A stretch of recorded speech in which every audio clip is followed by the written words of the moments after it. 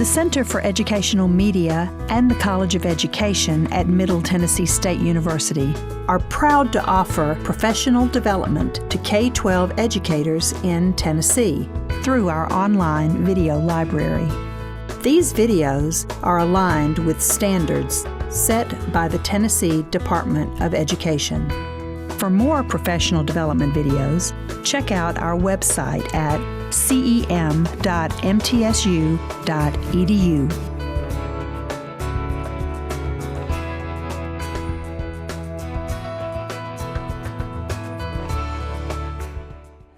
This is the first breakout session, and I'm having to use my big teacher voice, which has been on summer vacay. So welcome back, have a seat.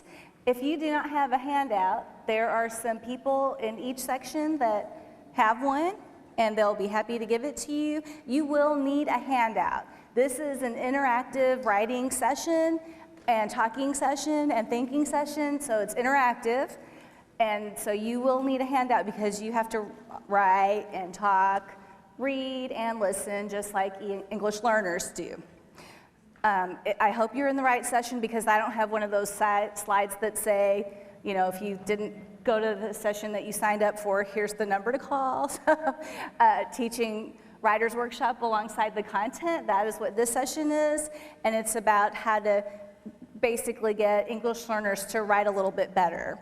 I am very elementary. My name is Sunitha Watson, or Sunny Watson, as you might know me as. So I wanted to be an elementary school teacher since I was 4 years old.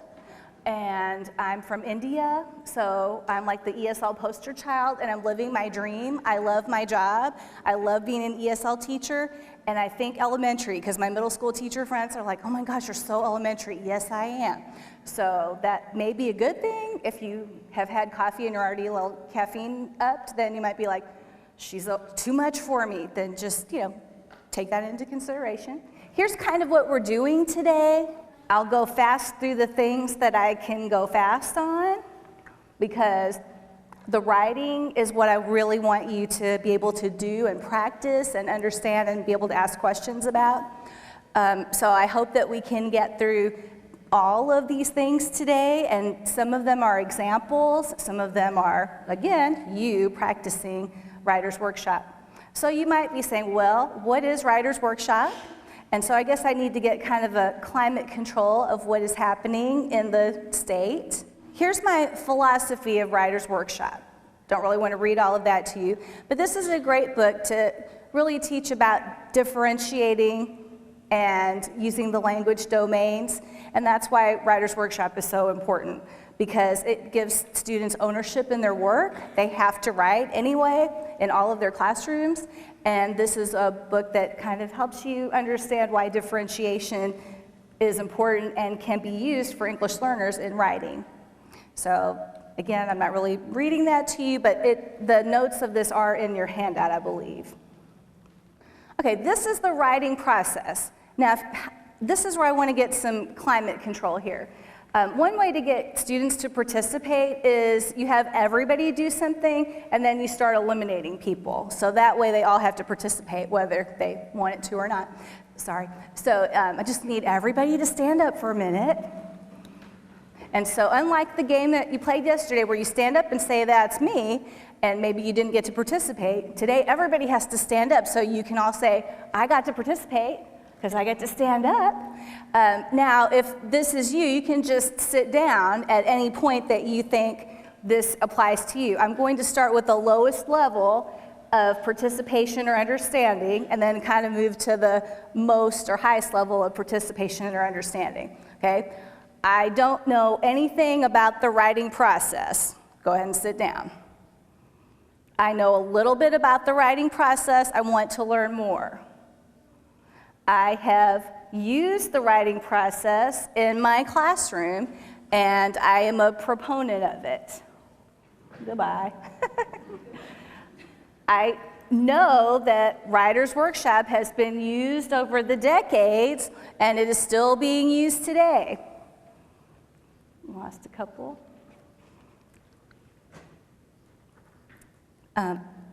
I use Writers Workshop, and I want to fine-tune my skills and become even better at what I do. I'm ready to teach your session. That's you.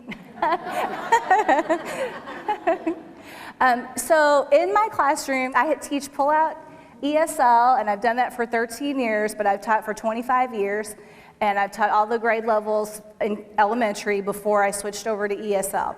And I've always taught writing, and in ESL, I've always taught Writer's Workshop.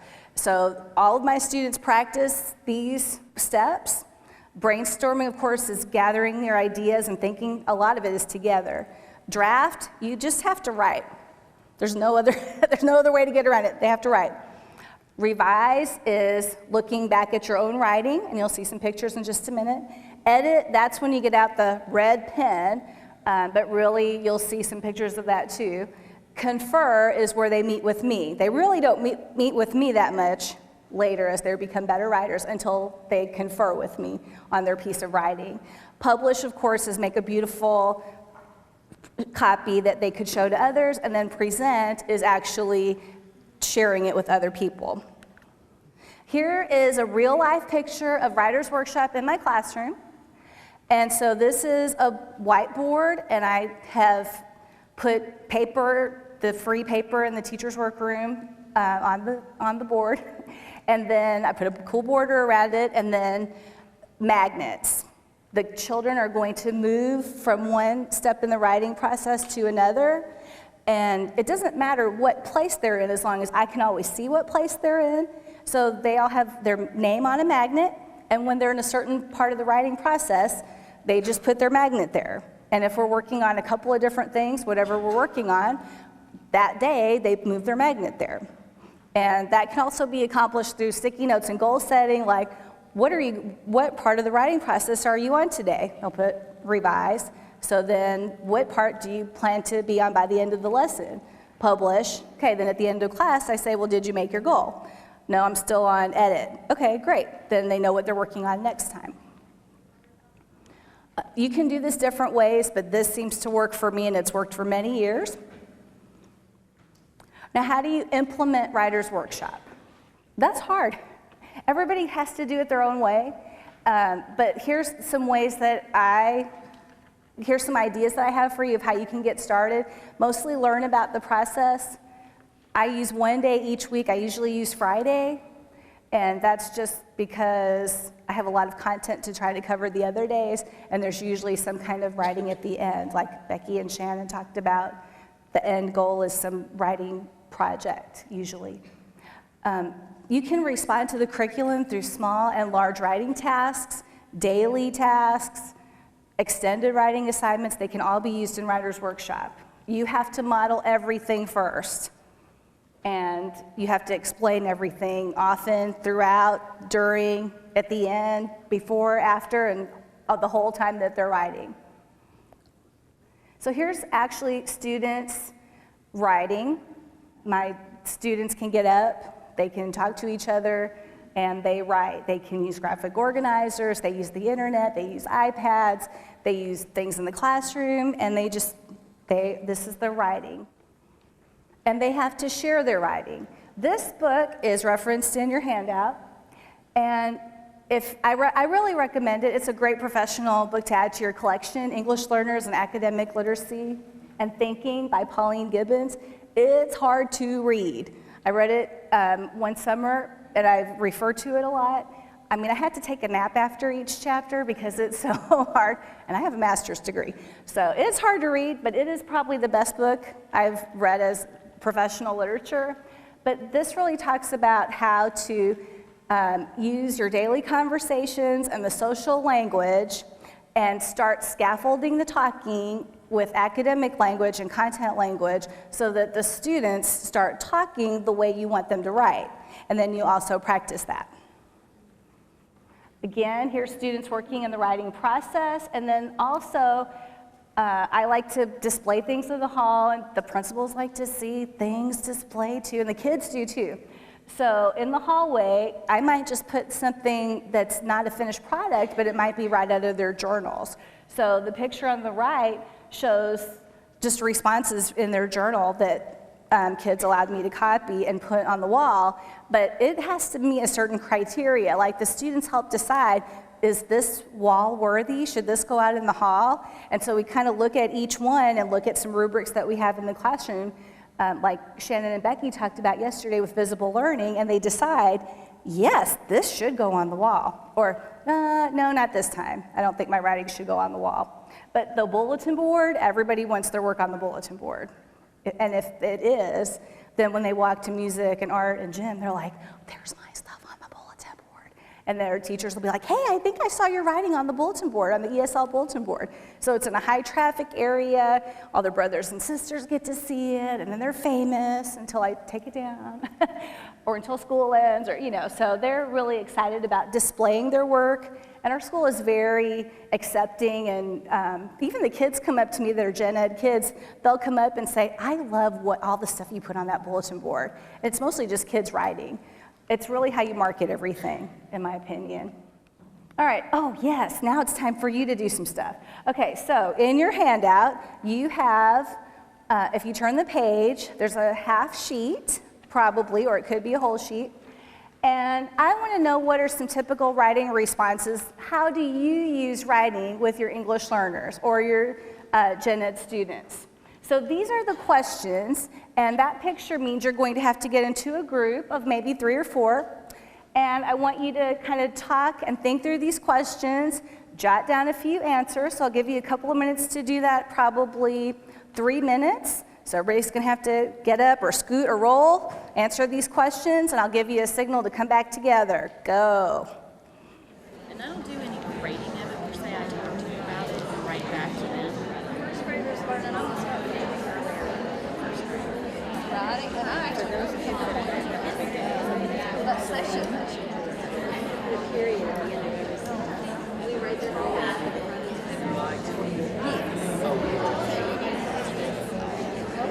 Okay, let's bring our conversation to a close. Even if you're not finished, that's okay. My students are used to the annoying sound of my timer on my phone going off every 5 or 10 minutes, even if it's during the story, because they're like, can you continue the story? I'm like, yes, I'll give us 2 more minutes on the timer, because I want to make sure that I always finish on time so that they can get to their next class.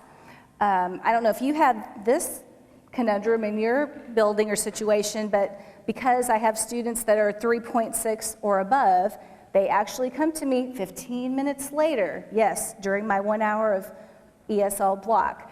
And that allows them to stay in their content class 15 more minutes and receive the science or social studies lesson that they need to receive before coming to me. So I have to have 15 minutes of possibly intervention type skills with the kids who are 3.5 and below until the other kids come. So I really start my whole group lesson 15 minutes into the hour. So some of you might have a similar situation. You can only imagine that that creates chaos when you're trying to do a 1 hour lesson in 45 minutes. So I have to really stick to the time, and I hope all of you have an excellent timer like I do.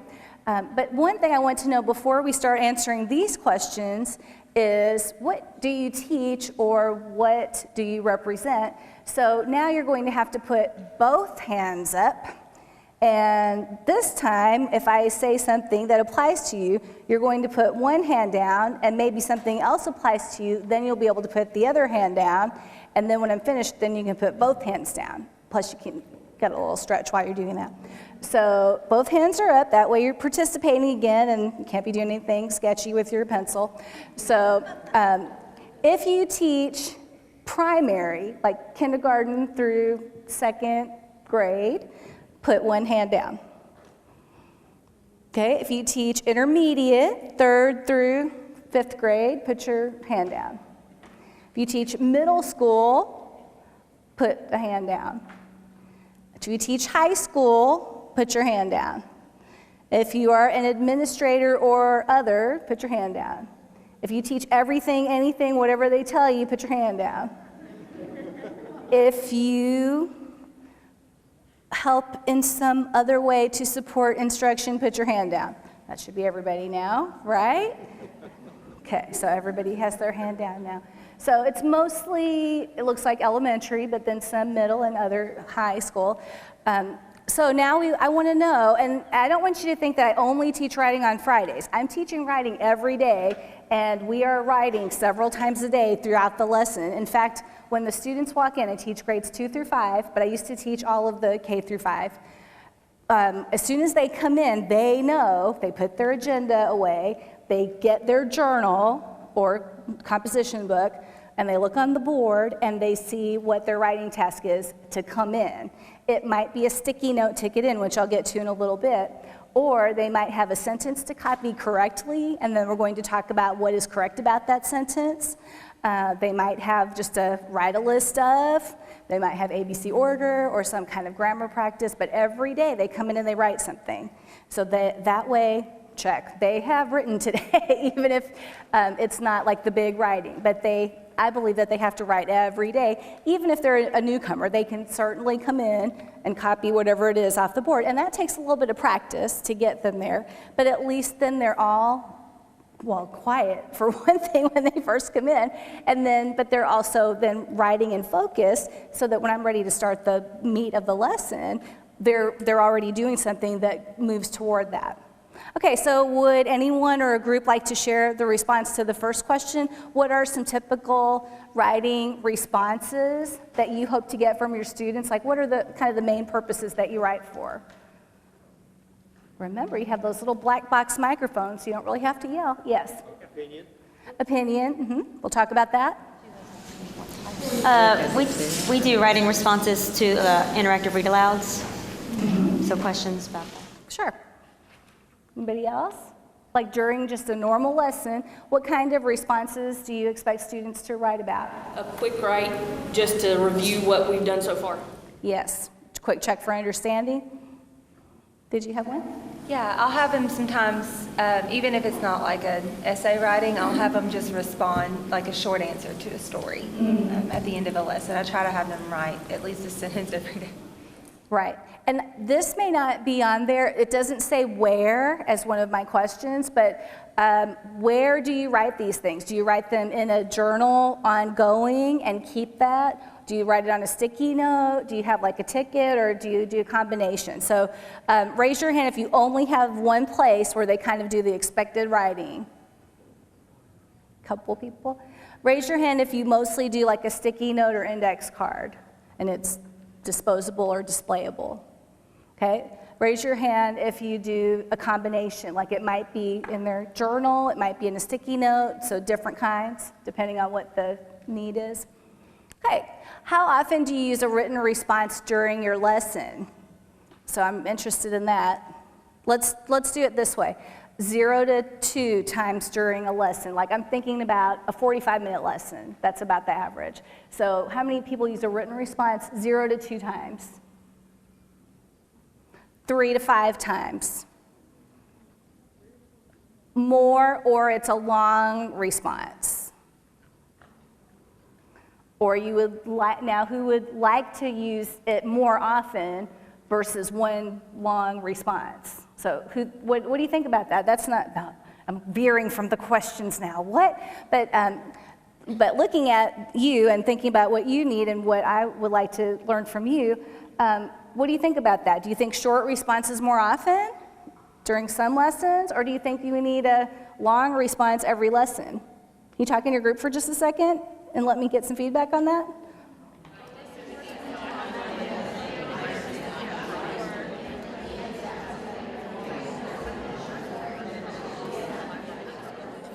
Okay, let's bring our voices back together.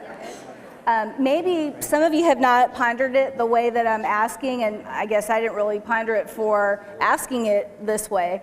I guess what I'm saying is, like, perhaps during a 3rd grade lesson, let's say we're looking at a folktale. We've already read it. The next day we have to determine the message or lesson. So we're going to go through it again. I'm going to take interactive notes with my third graders. So we're going to have, character setting, whatever the previous day, but I'll have my notebook open, I'll have it on the dot cam, they'll take notes with me, but we're going to have a discussion the whole time. Sometimes we have to have discussion, like in the Pauline Gibbons book, we're going to have the discussion first, then the next day we're going to revisit the discussion and then take notes. I'm going to be the lead note taker, and sometimes the discussion is too deep, and I know they can't take notes while we're having that discussion, but I'm going to model taking the notes for them, and that's a lot of the year, probably half the year. But then when I think they need to at least join in on some of the note taking, they'll have their notebook too, and they're going to take some of the notes. And then towards the end of the year, when it's, the year's worth of testing in 6 months, then they've got to take some of the notes too, or more of the notes. And I'll still be the discussion leader, but they're going to write down more of their responses. So that's an example of how I kind of use writing throughout the whole lesson, and it's alongside their content, which I'm actually teaching language arts, but the WIDA standards, the ELD standards are over language arts. It's more of a SciUp model, so anything I'm teaching, it's science or social studies, it's of course the language is over the content with the ELD framework, and I hope that you are trying to do that too. It's challenging, but really I agree with everybody who said it's the best way to do it. You're teaching the demands of the language over the content. So there are some other questions here, the when, the where, how do you assess these types of writings? Most of the writings that we're talking about so far are not formal writing, and they're not the kinds that you'll use in Writer's Workshop, but you could. So how do you assess the kinds of writings that you have talked about in your group? Does anyone want to share that? Are these quick assessments mostly for you to see how the students are doing? Yeah. And also, do the students look at each other's writing of these, like you look at it together on the dot cam and see if everybody's understanding? Because part of, I think my job, and probably yours too, is not just, is that kid getting it? Is that, high kid, 3.6, 3.7 kid getting it? Or is everybody gaining from each other's understanding? Are we a learning community where we see each other's answers and say, oh, I didn't think of that, or, oh, I see how that person wrote that. I'm gaining some English writing skills as well. If everybody is missing a preposition or we're having subject-verb agreement, I can see that if everybody puts their response up on the dot cam, and I'll show you some ways to do that. And finally, what is the purpose of taking the written response? I want to hear from you on that. The things that you talked about in your group, why are we doing that? Because we have to tell the kids why, or have them tell you why each lesson. Like, so why are we doing that today? Just because the teacher's making you? Check for understanding. Check for understanding. Just let them have practice in writing for real life situations. Right. And also I tell them, well, we're trying to communicate with each other, and if you want to be able to text your brother or sister later, or you want to be on social media, or you want to apply for a job, or you want to talk to your grandma in Guatemala, you might have to do it through email. So writing is going to help facilitate all of those ways that you want to communicate later in your life, even if you don't want to necessarily write about this story when you're 25. So there's all these obstacles to overcome at the beginning of the year. Now we have ILPs, we'll do that too. But my district assures me it's going to be pretty quick and painless. I'm believing them, and I'm not going to worry about that right now because I do have lessons and things to plan as well. I'm going to zip through those ILPs, right, Andrea? That's right, she hopes so. So do I.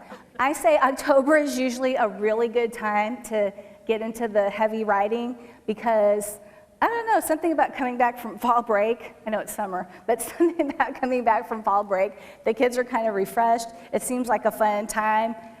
There's lots of decor out, and the kids kind of are in a routine. They're with you. You have some buy-in from them. And of course, you have new students coming in all the time. I get that. But it seems like, especially in the elementary world, it's kind of a fun time to start writing things, and high school probably is too. You got football games and parades, marching bands. I've got kids in high school. So, it's a good time to actually get some serious writing. There is a book. We're going to look at it because it has a lot of benefits, and then there's an activity that you're actually going to practice the writing process. Now, I think I have 35 cards. So you guys are going to have to show how good you are at sharing today, because not everybody will get their own card, but you'll have a card that you'll be able to share with someone. We're going to look at A Rattle of Bones. It's a Halloween book of collective nouns. And the reason I chose this book is because it has a high use of vocabulary. You can get a vocabulary upgrade, which my friend Chris Tennyson says, you're so elementary. But really, again, in that book by Pauline Gibbons, it talks about the vocabulary upgrade. And so I even give an award for each grade level of who is like the best person at the vocabulary upgrade. Because you don't always want to talk about like meat eater. You want to eventually get them to talk about apex predator. That's much better use of a vocabulary word, right? So this book has high vocabulary. It's hard to understand, but it's fun too. It has pictures, so you can talk about common nouns, plural nouns, collective nouns. So there's all your grammar features. You can definitely ask and answer questions right out of the second grade curriculum. I mean, most of my year was either ask and answer questions about key details of a text. You've heard that, or identify main idea and key details of a text, right? That's really all the way up through the grades. And it doesn't matter if you just call it ask and answer questions. If you're reading Romeo and Juliet, you still got to ask and answer questions about key details of the text, right? It has subject and predicate, and it has prepositions. Now, here's where you come in. This is what you're going to be doing. Your end product is you're going to write the question and answer in a lift-flat book to be displayed. Now, we're not going to publish it today. Sorry, I don't have time to confer with everybody. But I'm going to explain the procedure. Then you are going to write your question and answer. And then we are just going to kind of briefly experience Writer's Workshop. You're going to look just like that picture, I promise. So I'm kind of quickly going to just walk through the rattle of bones in a moment. But the procedure is, after I kind of walk through this book, you will get one of the collective nouns on a card. And you'll just get a piece of scrap paper, and you'll fold it in half. And on the outside, you'll write a question about your collective noun. Then on the inside, you'll write the answer about your collective noun. And then I'm not going to judge your writing. Other people are going to evaluate how you did. You're going to evaluate how you did. And then you could see how you could take that to publishing if you wanted to. This is elementary, so it, of course, is going to be a really cute display somewhere in your room or out in the hallway. But it's complex vocabulary, even though it looks like a kid's book. Okay, so you will have a card with the main thing. So you just look at the picture so you know what we're talking about. A put on of costumes, a grimace of masks. Oh, I can see it down here, that's good. A leer of jack-o'-lanterns, a tribe of trick-or-treaters, a gabble of goblins, a bridge of trolls. Of course, you have to explain what all of these things are if they don't know what they are. A cloud of bats, a murder of crows, which is in a Sting song too, if you didn't know that. A press of ghosts, a rattle of bones. And the kids will say, hey, that's on the cover. Wow, you're very observant to notice that. A glaring of cats, a kindle of kittens. You usually have to talk about the difference between cats and kittens, and you may have already talked about that, but you might have to talk about it again. A venom of spiders, a wake of vultures, an unkindness of ravens, a parliament of owls, which is in the fourth or fifth Narnia book, if you're reading those, a constellation of stars, a can of worms. So you wonder where some of the figurative language comes in. You know, like, oh man, we just opened up a can of worms, but a group of worms is called a can of worms. So I think language is fascinating. A knot of witches, a diversity of creatures, a cackle of hyenas, a float of dancers, a nest of vipers, a colony of frogs, and those are the things that you might be writing about. So just to model again, you'll have a piece of paper, it can be scratch paper, you fold it in half, I don't care which way, pinch, crease, crease. On the outside, write a question about the card that you receive, and this is the, 3.7 and higher group, so everybody will be able to write a question, and on the inside, you will be able to write an answer. So you are now the writer. Please go ahead and write your question and answer. And I'll just give you about 2 minutes to do that, and then I'm going to let you practice, revise, and edit for about a minute.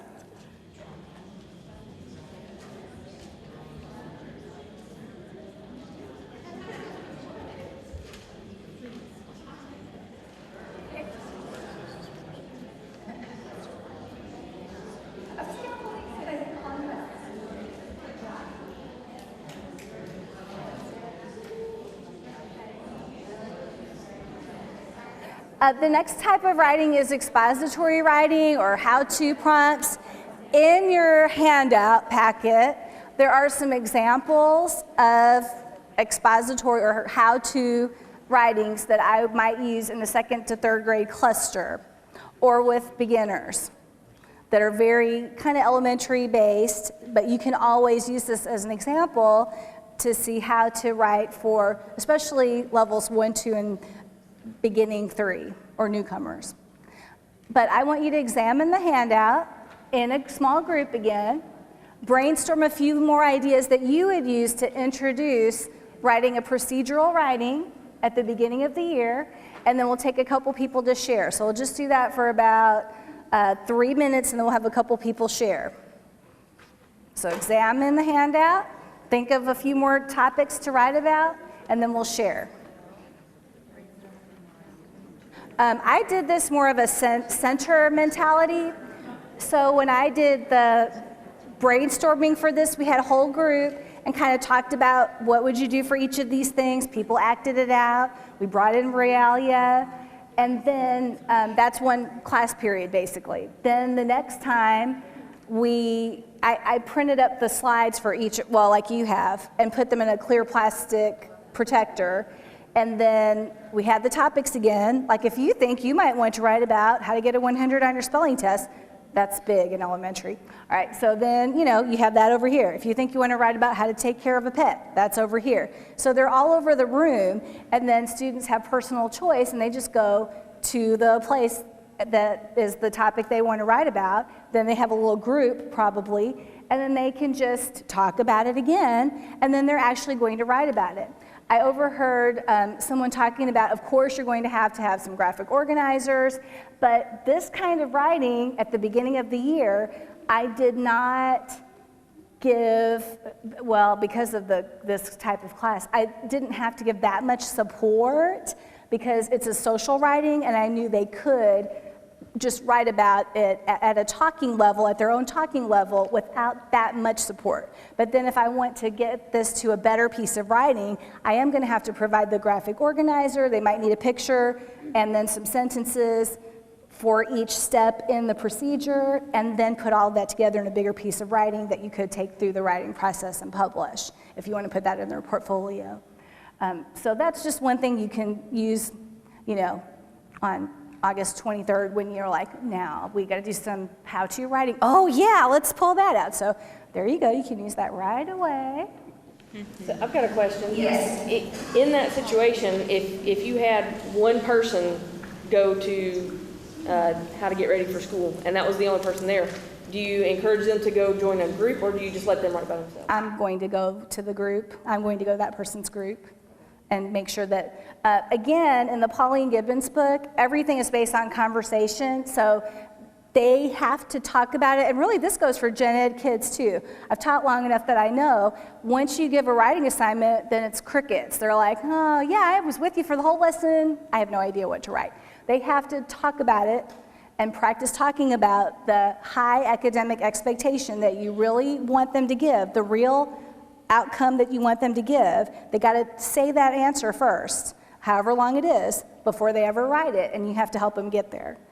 And so it's the same thing even with the social language. You've got to talk that whole conversation through and model how to write that before they ever write it themselves.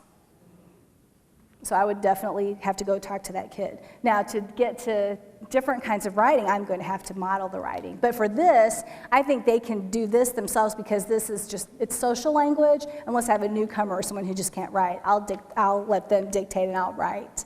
But they should be able to, in a second, third grade cluster, if they've been in my school for a while, they can do this. Probably. All right, we're moving on to opinion writing. And in your handout, it kind of tells you about it.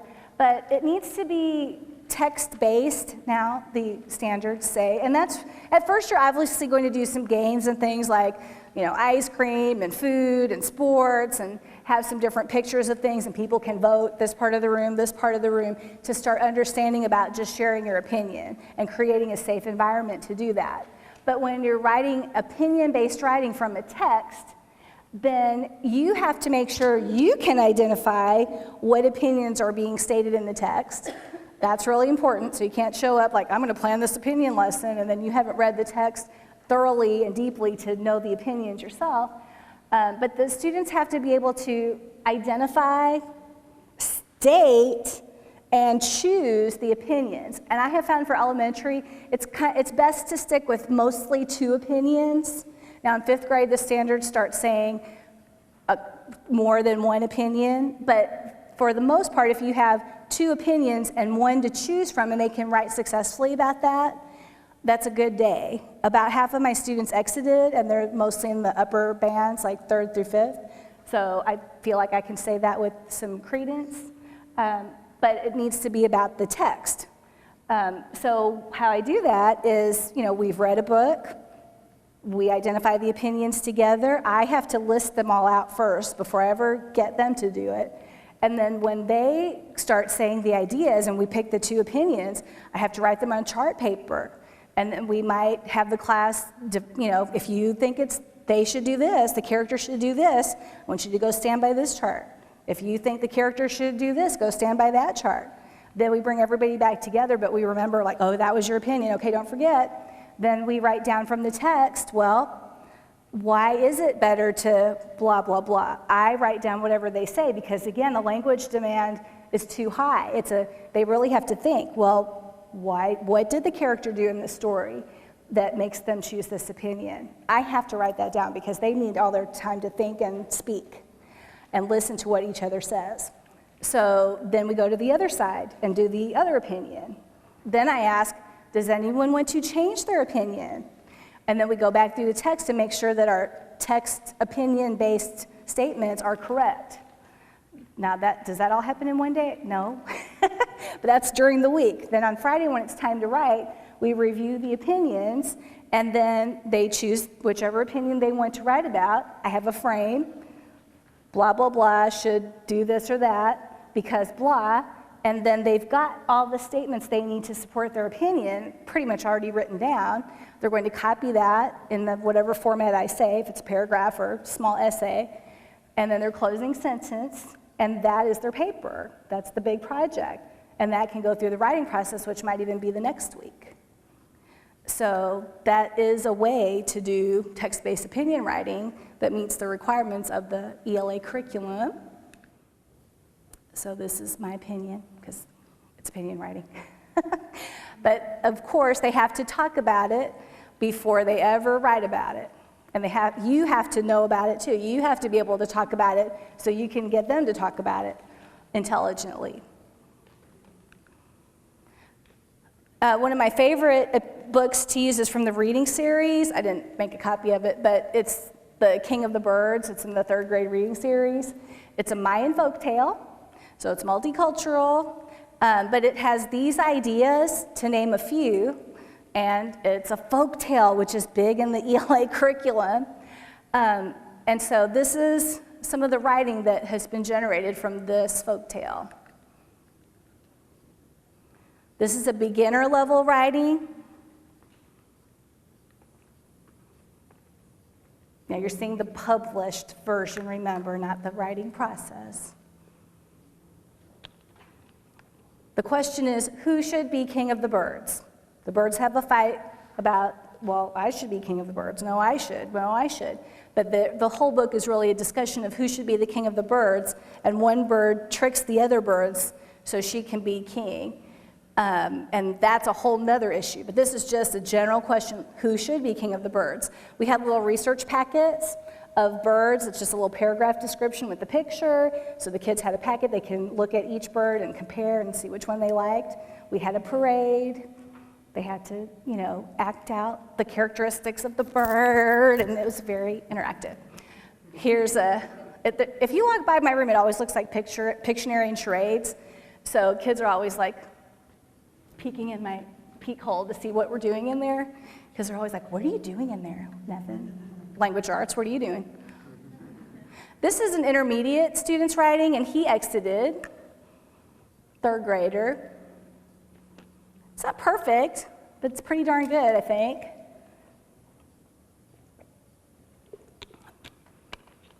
So some of this writing, they had to do some research, and it's not just their opinion, and it's not just from the text that we read, but it's based from the text. The idea comes from the text.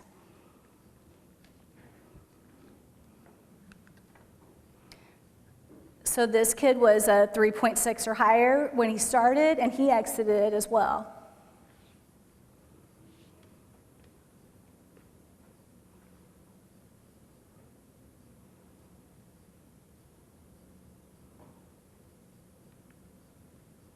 Now that the 3rd grade social studies has changed, it's going to rock my world, but that's okay. They still need to know the eagle is the emblem of our country, so that's fine. But there's some examples of published writing from opinion-based talking and looking at text that is from a folktale. Of course, there's thematic that you can use for writing, and probably everybody uses a lot of thematic to match the curriculum. So I just chose a couple in elementary school. Thanksgiving's really a big topic, but you can also talk about the early settlers, the Wampanoag Indians, the first Native Americans, the coming together of cultures, the harvest festivals around the world. Here's some ideas that you could write about. And I know a lot of people, like during this time, people say, hey, have you heard about that Scholastic website? No, what is it? So there's a lot of emails about this time, so I wanted to go there. It's not just for elementary. I think this is a great website for all English learners if you're teaching about early American history. It has videos, it has descriptions, it has people acting out with the costumes and with the boats and the villages, and it's all done for you. It has slideshows and video tours and people telling you the history, and you can have all kinds of writing based on this website. But it's just scholastic.com, and you can search for it like Scholastic Thanksgiving, or go to Scholastic Teachers and then search for it the first Thanksgiving. But if you have not been using this, I recommend that you look at it for the fall or for whenever you talk about early Americans. It has the Mayflower Feast, historical letters, so there's some historical documents. It gives you some ideas for teaching resources. It says it has Common Core aligned lessons. Scholastic is a really good website to give you some ideas to help your English learners. They are not paying me to say that. Okay, so this is in your handout, California Gold Rush. I have 4th and 5th graders, so they talk a lot about American history, which I think is coming into 3rd grade now.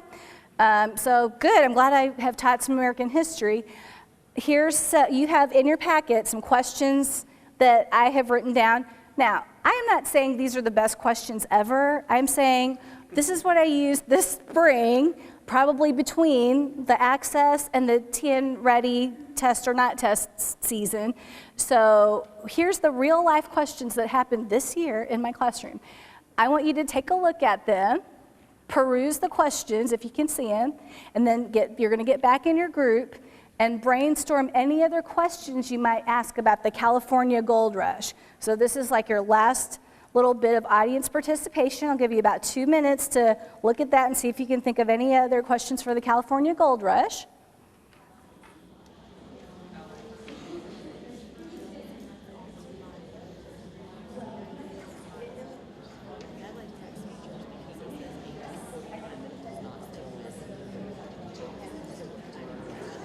Did anyone think of a good question to add to my during testing season questions? What kind of problems did they face when they were traveling? She said, what kind of problems did they face when they were traveling? That's a great one. Where did they come from? Where did they come from? Yes, I actually love like all the pioneer stuff and all the traveling west stories. And there are some great graphic novels. And some of them on the back say like PG whatever, but it's actually for kids, but it's for 4th and 5th graders, but it does say PG death rating 2 because of disease, cannibalism, death by freezing, death by starvation. You know, it's all the things that 4th graders will be like, oh my gosh, you've got to read that book right now. But it's a graphic novel, so it's kind of like a comic book, so it's not so heavy content reading a big long text. It's mostly pictorial, and then, you know, it shows more blood and things of that nature that 4th and 5th grade boys, who probably are going to be a lot of the people in your EL classes, are going to be super interested in. And actually, I have girls that are interested in that stuff too, because again, it's how you market it. So any other questions about the Gold Rush that you want to add, that you could add? What happened to their families that they left behind? And they mostly brought them with them. They could. My question was, if people weren't panning for gold, what were they doing? You don't want to know. No, yeah, we did look at some of that. We were talking about, I pointed out, because kids cannot find answers sometimes using text features, which to me seems like a simple thing, but it only says 1849. It does not have a question that goes with that. So you can have the kids, let's look through here and see if there's any answer on these slides. And can you formulate a when question? Oh, on the handout? Backwards instead of having the question, but using the features in here to formulate one? Yeah, absolutely, yeah. Again, this was, you know, this is the real me here, not the cleaned up Facebook version. This is like, hey, this is what happened in the spring of 2018. So please, you know, you definitely want to fix it up. But this is how to get some quick writes going in the classroom after you've talked about it, or just to get some talk going before you get started. And then, of course, you should have a gold panning station in your classroom during or after you talk about the Gold Rush, because that is awesome. This is just the beach stuff, the beach sand sifting stuff, some tubs and some sand from Hobby Lobby. And then you should also get the gold nugget gum that you can get at Hobby Lobby, which they can only chew during your class while they're panning for gold. And then you watch them, their ticket out is they got to spit it out before they go. It's like, I did spit it out already. I'm like, show me the piece of gum in the trash. Like, no, you cannot leave this room until I see your piece of gum. That's right. Like, well, let me reach down there and get it, because I have to see that gum. I cannot let you out of this room without the gum. If you get in trouble with it, that's on you now if I don't see it. But yes, so that is a fun, hands-on way to do the gold rush. It's kind of funny watching Japanese, Arabic, Indian, you know, kids from all over the world, kind of like it was back in those 1800s, speaking different languages, all getting in there panning for gold together. They did all get a piece of gold to take with them. I spray painted gold rocks, and then they all got to take a gold nugget with them. So cheap fun, cheap thrills. So tickets in and out we don't really have time to look at right now, but you will get, I can email this to you, or you'll have access to this. Real quick, would like the guys to turn the .cam on one more time for me, so I can just show you an example of a ticket, how I use ticket in and out as kind of my closing. Well, I use tickets in and out. It'll say on the board what I want them to write, and they'll get a sticky note from the basket on their table. And can I have the .cam, please? And they'll use the sticky notes, and we'll put them on the .cam just like here, and it will be a content skill or a quick check. And this says it's second grade ticket and review, compare and contrast characters, and then we did rate their responses. So everybody gets to see each other's writing. And I usually strategically look at the ones that are more like this. And then we have a target, and we ask if that's on target or off target for what I'm asking. Did they compare and contrast? Or sometimes it might just be, did they write a sentence? Did they answer the question? And so sometimes I had to really, some people who are afraid of writing, you just have to say, I'm not grading on your complete sentence. I just want to know, did you write about 2 characters? So if you can break it down to what you're really asking for, then they're like, oh, okay, I know you're going to get me on the writing later. You're trying to teach me how to write. But right now, you just want to know, did I write 2 characters? That's all. So then they'll write for you if you just really break it down to what you're trying to get. So this is a person who at the beginning, she cried because she didn't want to write, but now she writes stuff. And she's close. She's almost going to exit. But she didn't want to write anything.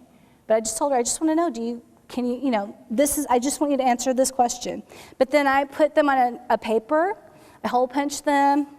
I write down what it is, what the content skill is, the date, and I put it in my assessment notebook for 2nd grade.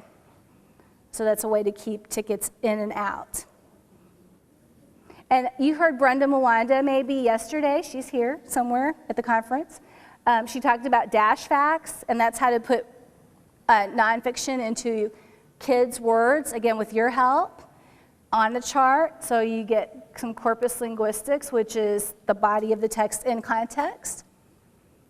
I take that to poetry, and at the end of the year, we have a coffee house and poetry reading. And so the kids, the final culmination is a big science unit. We learn about, this time, dinosaurs.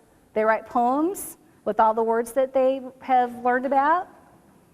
We invite gen ed friends to come in, and actually they sit at the carpet and they read their poetry in front of their gen ed friends, parents, administrators, other people, my people on my team, my PLC, and we have a big party. And you might think having 50 kids in the ESL classroom is kind of overwhelming. They're really chill. Give them some cookies and Kool-Aid. They snap in approval of the poems. The kids feel really puffed up because their gen ed friends came in to watch them and hear them read their poetry. And they're kind of famous for a day. Their stuff's on the bulletin board. It's kind of a great way to end the school year. And then if they are in ESL again next year, because they didn't exit, they're like, man, we had such good times. We're going to have them again this year. So they'll come back and not, hate their life. They'll want to come back. So anyway, just as a kind of a closing, it says on your handout, do you think you would like to use Writer's Workshop in your classroom? And you can just kind of think about it because it is time to go to lunch. And here's my info. I also have some business cards if you'd rather just take one and not copy the info. But thank you for your attention today and have a great rest of the conference.